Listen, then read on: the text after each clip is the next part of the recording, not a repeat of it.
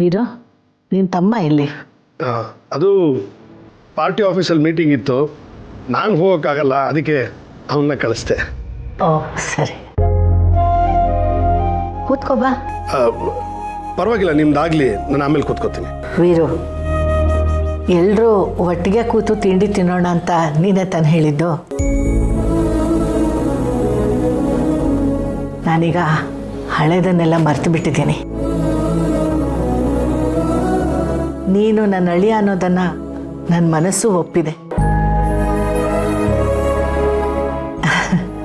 ಶುಭ ಕಾರ್ಯಕ್ಕೆ ಅಂತ ಎಲ್ಲ ಒಟ್ಟಿಗೆ ಸೇರಿದ್ದೀವಿ. ಇನ್ನೂ ಯಾಕೆ ಈ ಹಿಂಜರಿಕೆ, ಮುಜುಗರ ಎಲ್ಲ? ಬಾ, ಕೂತ್ಕೋ ಬಾ.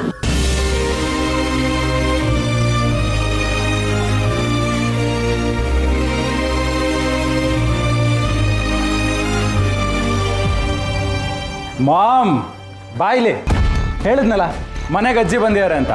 ಅಜ್ಜಿ ಮನೆಗೆ ಬಂದಾಗಿಂದ ಮನೆ ಎಲ್ಲ ಫುಲ್ ಪಳ ಪಳ ಪಳ ಅಂತ ಹೊಳಿತಾ ಇದೆ. ಅಜ್ಜಿ ಒಂಥರ ಪಾಸಿಟಿವ್ ವೈಬ್ ಇದ್ದಾಗೆ. ಅವ್ರೇನಾದರೂ ಹೀಗೆ ಅಂತ ಗೊತ್ತಾಗಿದ್ದಿದ್ರೆ ನಾನು ಸಾಲಿಗ್ರಾಮಕ್ಕೆ ಬರ್ತಿದ್ದೆ.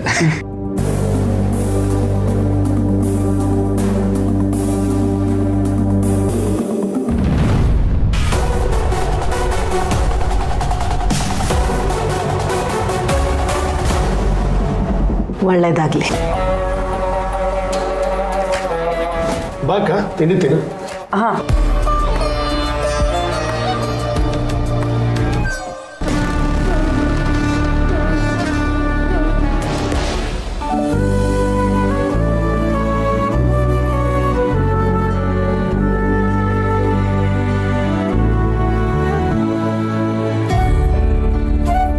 ನರ್ಸಯ್ಯವರೇ, ಬನ್ನಿ ನೀವು ಕೂತ್ಕೊಳ್ಳಿ.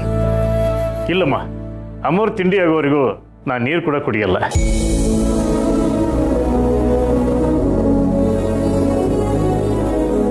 ಇವರು ಆ ಪದ್ಮನಾಭನ ಹಾಗೇನೆ. ನಾವೆಷ್ಟೇ ಹೇಳಿದ್ರು ಇಬ್ಬರು ಕೇಳೋದೇ ಇಲ್ಲ. ನಮ್ಮ ಯಜಮಾನ್ರ ಮೇಲೆ ಇವರುಗಳಿಟ್ಟಿರೋ ಗೌರವ ಅದು.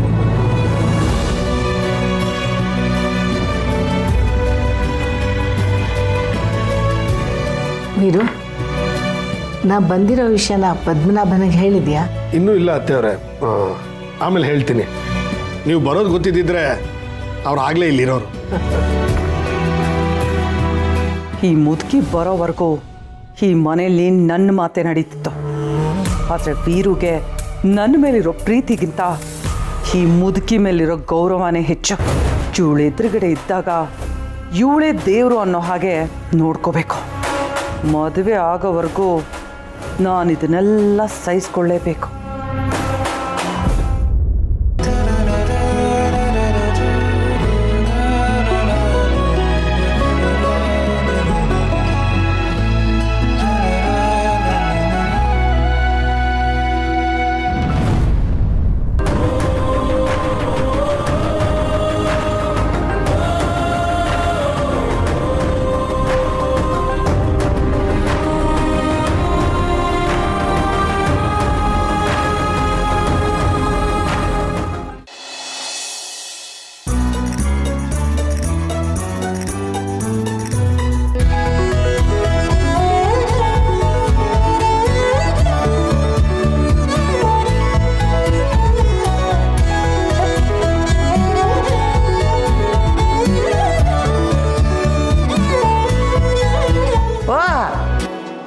ಏನಮ್ಮ ಶ್ರೀವಲ್ಲಿ, ಚೆನ್ನಾಗಿದೆಯಾ ನೀನು? ಅದೇನೋ ಡಿಸ್ಪ್ರೆಷನಿಗೆ ಹೋಗಿದ್ದೆ ಅಂತ ಕೇಳಿ ತುಂಬ ಬೇಜಾರಾಗಿತ್ತು ಕಣಮ್ಮ ನನಗೆ.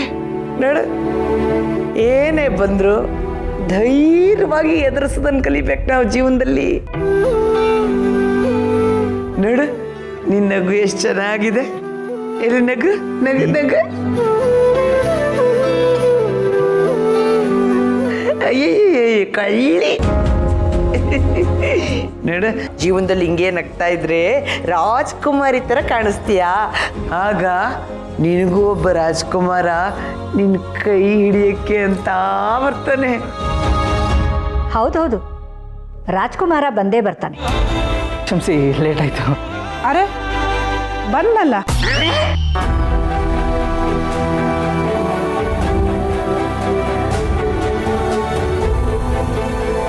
ಇಷ್ಟು ಬೇಗ? ಅಂದ್ರೆ ಈ ಮನೆಗೆ ರಾಜ್ಕುಮಾರ, ಈ ಮನೆ ಆಧಾರ ಸ್ತಂಭ ಸುಬ್ಬು ಬಂದಲ್ಲ ಅಂತ ಹೇಳ್ದೆ. ಕಳ್ಳಿ ಮಳ್ಳಿ ಹೇಳ್ಬಿಡೋದ್ರೆ ನಾಚಿಕಾಗತ್ತೆ. ಶ್ರೀವಲ್ಲಿ ಹೇಗಿದ್ಯಾ? ಚೆನ್ನಾಗಿದ್ದೀನಿ. ಶ್ರೀವಲ್ಲಿ, ನೀನು ಹುಷಾರಿಲ್ಲ ಅಂತ ಕೇಳಿದ ತಕ್ಷಣ ಮನೆಯವರೆಲ್ಲ ಫುಲ್ ಟೆನ್ಷನ್ ಮಾಡ್ಕೊಂಡಿದ್ರು. ನಮ್ಮಮ್ಮ ಅಂತೂ ದೇವ್ರ ಮನೇಲಿ ಕುತ್ಕೊಂಡು ಹರಕೆ ಹೊತ್ಲು. ಅಷ್ಟೊತ್ತಿಗಾಗಲೇ ನೀನು ಹುಷಾರಾಗಿ ಬಂದ್ಬಿಟ್ಟೆ. ಎಲ್ಲಿ ನಮ್ಮನೆ ಸೊಸೆ ಕಾಣಿಸ್ತಾ ಇಲ್ಲ. ಬರ್ತಿದ್ದಾಳೆ ಅಕ್ಕ.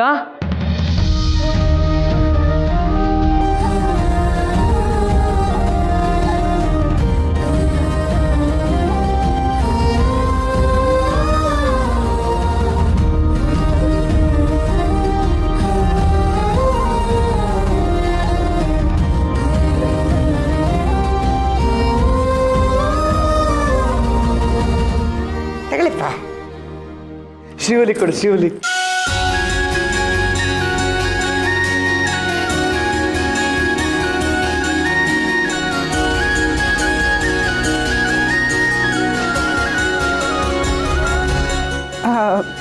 ಇದೇನಿದು? ಮದುವೆಗೆ ಅಂತ ಕಾಫಿ ಕಪ್ಪು ಟ್ರೇ ಎಲ್ಲ ಹೊಸದೇ ತಂದ್ಬಿಟ್ಟಿದ್ದೀರಾ ಅನ್ಸುತ್ತೆ. ಹೌದಮ್ಮ, ಮದುವೆ ಮನೆ ಅಲ್ವಾ, ತುಂಬ ಜನ ಇರ್ತಾರೆ, ಬೇಕಾಗ್ಬೋದು ಅಂತ ತರಿಸಿದ್ವಿ. ನೋಡ್ತೀಯ ಅಕ್ಕ, ತಂಗಿ ಮದುವೆಗೆ ಇಷ್ಟೊಂದೆಲ್ಲ ಮಾಡಿದ್ದಾನೆ ಅಂದಮೇಲೆ ಇನ್ನು ಮದುವೆನೂ ಚೆನ್ನಾಗೇ ಮಾಡಿಕೊಡ್ತೀನಿ ಅಂತ ಹೇಳಿದ್ದಾನೆ.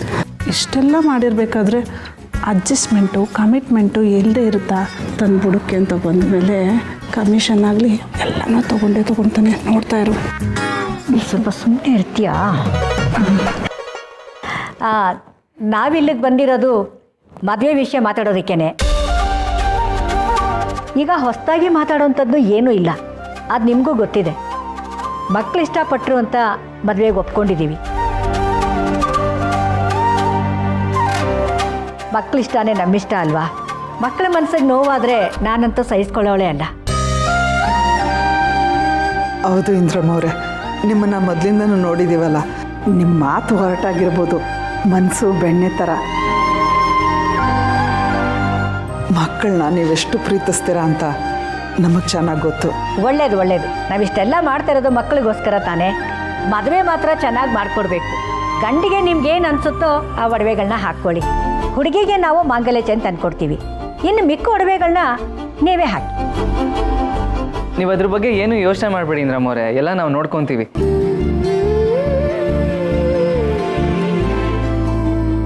ನಮ್ಮ ಕೈಲಿ ಏನಾಗುತ್ತೋ ಅದಕ್ಕೂ ಮೀರೇ ಎಲ್ಲ ಮಾಡ್ತೀವಿ, ಓಕೆನಾ? ಅಮ್ಮ ಅದೆಲ್ಲ ಬೇಡ ಅಂತ ಹೇಳಿದ್ನಲ್ಲ ನಾನು. ಏ ದಡ್ಡ, ನಾನೇನು ವರದಕ್ಷಿಣೆ ಕೇಳ್ತಾ ಇಲ್ಲಪ್ಪ. ಮದುವೆ ಅಂದರೆ ಶಾಸ್ತ್ರ ಸಂಪ್ರದಾಯ ಇರುತ್ತೆ, ಅದ್ರ ಪ್ರಕಾರ ಕೇಳ್ತಾ ಇದ್ದೀನಿ ಅಷ್ಟೇ.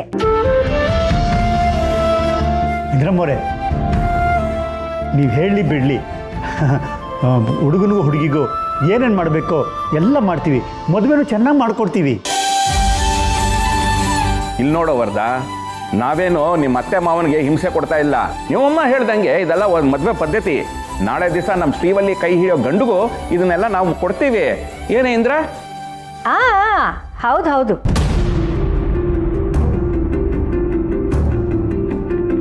ಇಂದ್ರಮ್ಮವ್ರೆ, ನಾನು ಜೋಯಿಶ್ರ ಹತ್ರ ಹೋಗಿದ್ದೆ. 3 ಡೇಟ್ ಕೊಟ್ಟಿದ್ದಾರೆ. ನಿಮ್ಗೆ ಯಾವ ಡೇಟ್ ಇಷ್ಟ ಆಗುತ್ತೋ ಆ ಡೇಟ್ ಹೇಳಿಬಿಡಿ, ನಾವು ಕಲ್ಯಾಣ ಮಂಟಪ ಫಿಕ್ಸ್ ಮಾಡಿಕೊಡ್ತೀವಿ.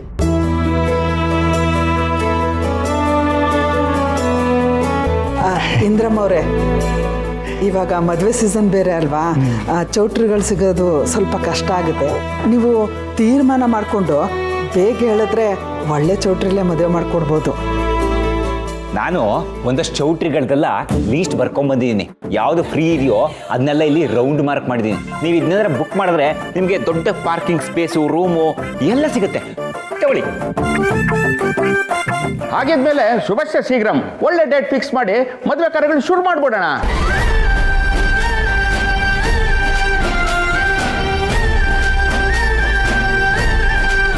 ಒಂದು ನಿಮಿಷ, ನಂದೊಂದು ಮಾತಿದೆ. ಕಲ್ಯಾಣ ಮಂಟಪ ಯಾವುದೇ ಆಗಿರಲಿ, ಅದ್ರ ಬಗ್ಗೆ ನಮಗೇನು ಆಕ್ಷೇಪ ಇಲ್ಲ. ಆದರೆ ಆ ಕಲ್ಯಾಣ ಮಂಟಪದಲ್ಲಿ ಒಂದಲ್ಲ 2 ಮದುವೆ ನಡೀಬೇಕು.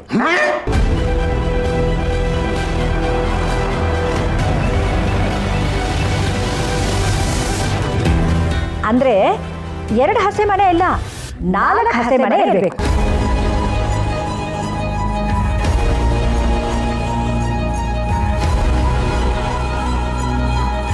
ಇಂದ್ರಮೋರೆ ಏನು ಹೇಳ್ತಾ ಇದ್ದೀರಾ? ಅರ್ಥ ಆಗ್ತಲ್ಲ ನಮಗೆ. ನೋಡಪ್ಪ ಸುಬ್ಬು, ನಾನು ಯಾವತ್ತಿದ್ರೂ ನೇರವಾಗೇ ಮಾತಾಡೋದು. ಪದ್ಮನಾಭ ಅವರೇ, ವಿಶಾಲಮ್ಮನವರೇ, ನಾವಿಲ್ಲಿ ಒಂದು ಮದುವೆ ಬಗ್ಗೆ ಮಾತಾಡೋದಕ್ಕೆ ಬಂದಿಲ್ಲ, 2 ಮದುವೆ ಬಗ್ಗೆ ಮಾತಾಡೋದಕ್ಕೆ ಅಂತ ಬಂದಿದ್ದೀವಿ. ಅಂದರೆ ನಮ್ಮ ಶ್ರೀವಲ್ಲಿನ ಸುಬ್ಬು ಕೊಟ್ಟು ಮದುವೆ ಮಾಡಿಕೊಡಿ ಅಂತ ನಿಮ್ಮನ್ನ ಕೇಳ್ಕೊತಾ ಇದ್ದೀನಿ.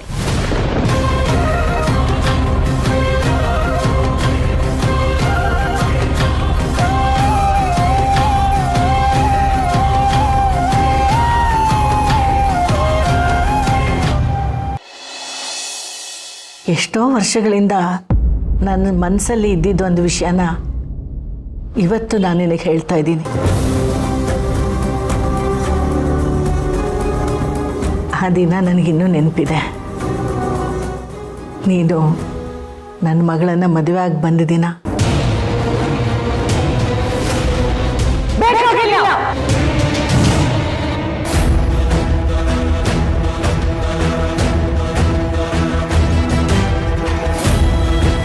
ಅಷ್ಟು ವರ್ಷ ಪ್ರೀತಿಯಿಂದ ಬೆಳೆಸಿದ ಮಗಳು ನನಗೊಂದು ಮಾತು ಹೇಳ್ದೆ ಯಾರನ್ನ ಮದುವೆ ಆಗ್ಬಿಟ್ಲಲ್ಲ ಅನ್ನೋ ಕೋಪ,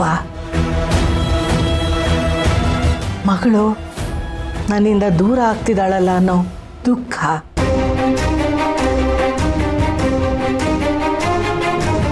ನಮ್ಮನೆ ಬೆಳಕಾಗಿದ್ದವಳು ಇನ್ಯಾರ್ದೋ ಮನೆ ಸೊಸೆ ಆಗ್ತಿದ್ದಾಳಲ್ಲ ಅನ್ನೋ ಹತಾಶೆ,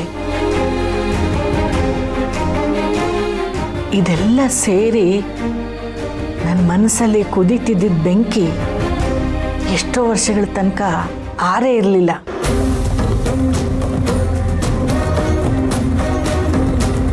ಹೊತ್ತು ಹೆತ್ತು ಪ್ರೀತಿಯಿಂದ ಬೆಳೆಸಿದ ಮಗಳು ಮದುವೆ ಆಗಿ ಹೋಗುವಾಗ ಪ್ರತಿಯೊಬ್ಬ ತಂದೆ ತಾಯಿ ಹೃದಯದಲ್ಲೂ ಯಾವುದೋ ಒಂದು ಮೂಲೆಯಲ್ಲಿ ಇಂಥ ಭಾವನೆಗಳು ಹುದುಗಿರುತ್ತವೆ.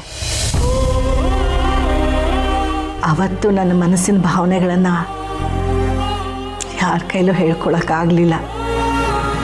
ಹಾಗಂತ ನಾನು ನಡ್ಕೊಂಡಿದ್ದ ರೀತಿ ಸರಿ ಅಂತಲೂ ನಾನು ಹೇಳ್ತಿಲ್ಲ. ಮಕ್ಕಳ ಮೇಲಿನ ಅತಿಯಾದ ಪ್ರೀತಿ ಸಂತೋಷನೂ ಕೊಡುತ್ತೆ, ಸಂಕಟನೂ ಕೊಡುತ್ತೆ.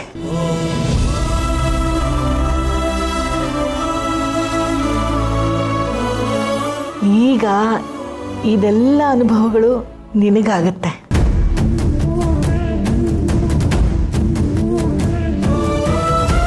ಕಣ್ಮುಂದೆ ಆಡ್ತಾ ಬೆಳೆದ ಮಗಳು ಇನ್ನು ಮುಂದೆ ತಂದೆ ಹೆಸರು ಹೇಳೋ ಬದಲು ಗಂಡನ ಹೆಸರು ಹೇಳ್ತಾಳೆ.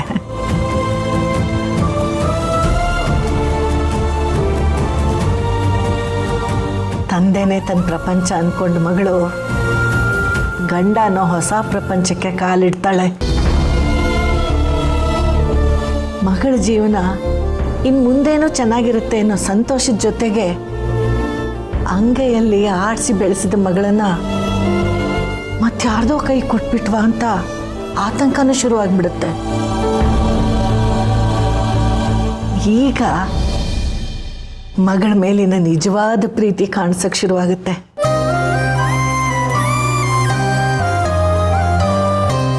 ಎಲ್ಲರೂ ನಗ್ನಗ್ತಾ ಇರಬೇಕಾದ ಸಮಯದಲ್ಲಿ ಇದೇನಿದು ಹೀಗೆಲ್ಲ ಮಾತಾಡ್ತಿದ್ದಾಳೆ ಅಂತ ಅಂದ್ಕೊಂಡ್ರ? ಇದು ಮನಸ್ಸಿನ ಮಾತು. ಮದುವೆ ಆಗಿ ಹೋಗೋ ಹೆಣ್ಮಕ್ಳ ತಂದೆ ತಾಯಿರ ಮನಸ್ಸಲ್ಲಿರೋ ಮಾತು. ಹೇಳ್ಕೋಬೇಕಾಗಿತ್ತು, ಹೇಳ್ದೆ ಅಷ್ಟೇ.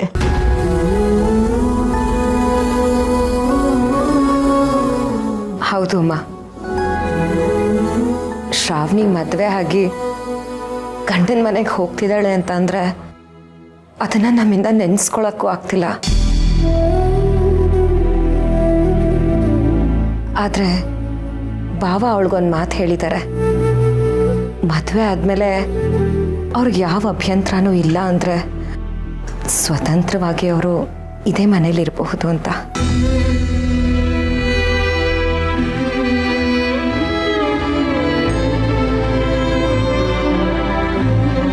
ಸಂತೋಷ. ಏನೇ ಆಗಲಿ, ಕುತ್ತಿಗೆಗೆ ತಾಳಿ ಬೀಳೋವರೆಗೂ ಮಗಳು ನಮ್ಮನೆಯವಳು. ಒಂದ್ಸತಿ ಮಂಗಲಿ ಸೂತ್ರ ಬಿತ್ತು ಅಂದಮೇಲೆ ಅವಳು ಮತ್ತೊಬ್ಬರ ಮನೆ ಸೊಸೆ.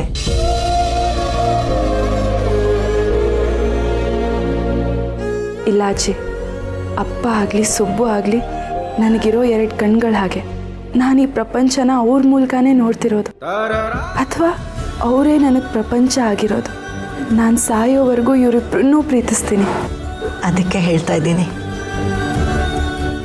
ನೀನು ಅವಳನ್ನು ತುಂಬ ಪ್ರೀತಿಯಿಂದ ನೋಡ್ಕೊಳ್ಳೋದು ನಿನ್ನ ಜವಾಬ್ದಾರಿ.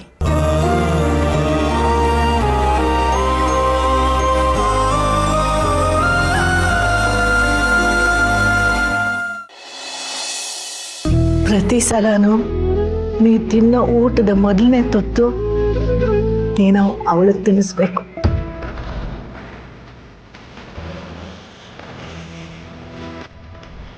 ನಿನ್ನ ಪ್ರೀತಿ 100 ಪಟ್ಟು ಹೆಚ್ಚಾಗಬೇಕು. ತಿನ್ಸೋಳಿಗೆ.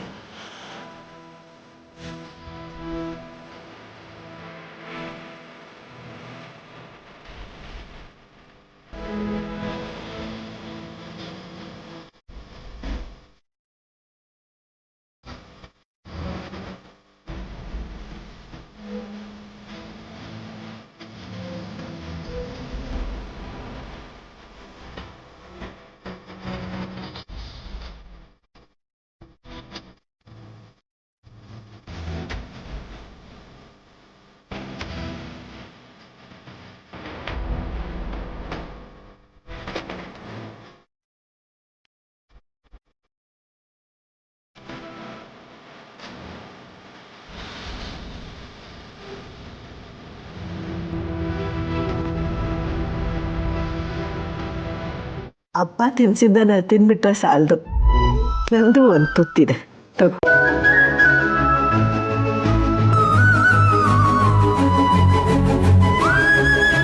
ಇಲ್ಲಿ ಮಾಡು.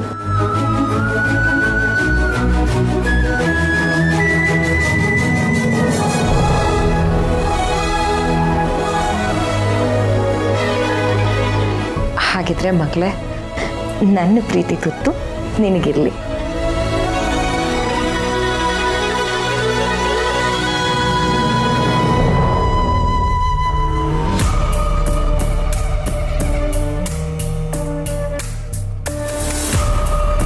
ತಗೋಕಂದ ನನ್ನ ಕಡೆಯಿಂದ ಒಂದು. ಆಯ್ತಾಯ್ತು, ಇದೇನು ಮಕ್ಕಳಾಟನ?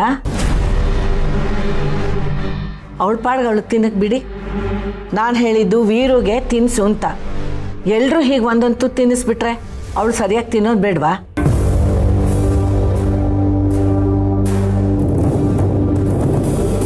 ಹೌದು, ಅಕ್ಕ ತಿನ್ನೋದೇ 4 ತುತ್ತು, ಅದರಲ್ಲಿ 3 ತುತ್ತು ತಿಂದಾಯ್ತು. ಇನ್ನೊಂದು ತುತ್ತು ತಿಂದ್ಬಿಟ್ರೆ ಹೊಟ್ಟೆ ತುಂಬೋಗುತ್ತೆ ಅಷ್ಟೆ.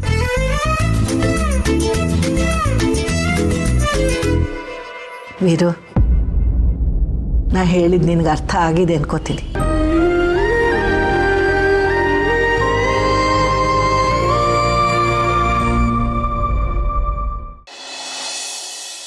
ಇಂದ್ರಮ್ಮವ್ರೆ, ಏನು ಹೇಳ್ತಾ ಇದ್ದೀರಾ ನೀವು? ನೋಡಪ್ಪ ಸುಬ್ಬು, ನನ್ನ ಮಾತು ಕೇಳಿ ನಿನಗೆ ಎಷ್ಟು ಆಶ್ಚರ್ಯ ಆಗ್ತಿದೆಯೋ, ಆದರೆ ನನ್ನ ಮಗಳು ನಿನ್ನನ್ನು ಎಷ್ಟು ಹಚ್ಕೊಂಡಿದ್ದಾಳೆ ಅಂತ ನನಗೆ ಗೊತ್ತಾದಾಗ ಅದಕ್ಕಿಂತ ಜಾಸ್ತಿ ಆಶ್ಚರ್ಯ ನನಗೂ ಆಯಿತು.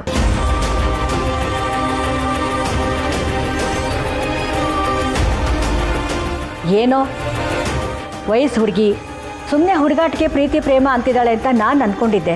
ಆದರೆ ಪ್ರೀತಿಗೋಸ್ಕರ ಪ್ರಾಣ ಬಿಡುವಷ್ಟು ಮುಂದುವರೆದಿದ್ದಾಳೆ ಅಂತ ನನಗೆ ಗೊತ್ತಾಗಲೇ ಇಲ್ಲ.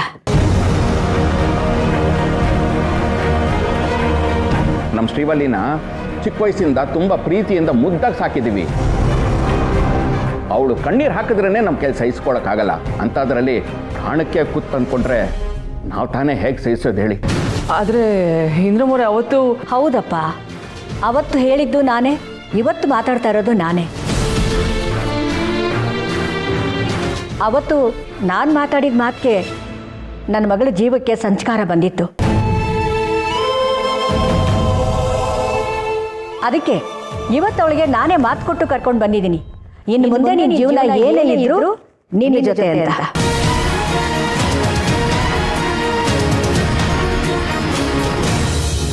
ಇದೇನೋ ಇದು ಈ ಇಂದ್ರಮ್ಮ ಹಿಂಗೆ ಉಲ್ಟಾ ಹೊಡಿತಾವಳೆ. ನಮ್ಮ ಕಾರ್ತಿಕೇಯ ಅಳಿಯ ಆಗೋದು ಬೇಡ ಅಂದವಳು ಈಗ ಕಾರ್ತಿಕೇಯನೇ ಅಳಿಯ ಆಗಬೇಕು ಅಂತ ಅಂತಿದ್ದಾಳಲ್ಲೋ. ಮಮ್ಮಿ ಇಲ್ಲಿ ಯಾಕೋ ಎಲ್ಲ ಉಲ್ಟಾ ಹೊಡಿತಾ ಇದೆ. ಅಲ್ಲ, ಶ್ರಾವಣಿ ಮದುವೆ ಅಂತೇಳಿ ನಾವು ಗಾಬರಿ ಆಗಿದ್ವಿ. ಇಲ್ಲ, ಶ್ರಾವಣಿ ಸುಬ್ಬುನೇ ಮದುವೆ ಆಗೋದು ಅಂತ ಅಂದ್ಕೊಂಡಿದ್ರೆ ಇಲ್ಲಿ ಬೇರೆನೇ ಟ್ವಿಸ್ಟ್ ನಡೀತಾ ಇದೆ. ತಲೆ ಕೆಟ್ಟು ಮೊಸರುಗಡಿಗೆ ಆಗ್ತಾ ಇದೆ. ನಿಜ ಇಂದ್ರಮ್ಮವ್ರೆ, ನೀವು ನಿಮ್ಮ ಮಗಳ ಮೇಲೆ ಎಷ್ಟು ಪ್ರೀತಿ ಇಟ್ಟಿದ್ರಂತ ನಮಗೆಲ್ಲ ಗೊತ್ತು. ಆದರೆ ನಮ್ಮ ಮಗನು ಅಷ್ಟೇ ಪ್ರೀತಿಯಿಂದ ಬೆಳೆಸಿದ್ದೀವಿ. ಅವನ ಮದುವೆಗೆ ಮನಸ್ಸು ಮಾಡಿಲ್ಲ ಅಂದರೆ ನಾವು ಒತ್ತಾಯ ಮಾಡೋದು ಸರಿ ಅಲ್ಲ ಅಲ್ವಾ?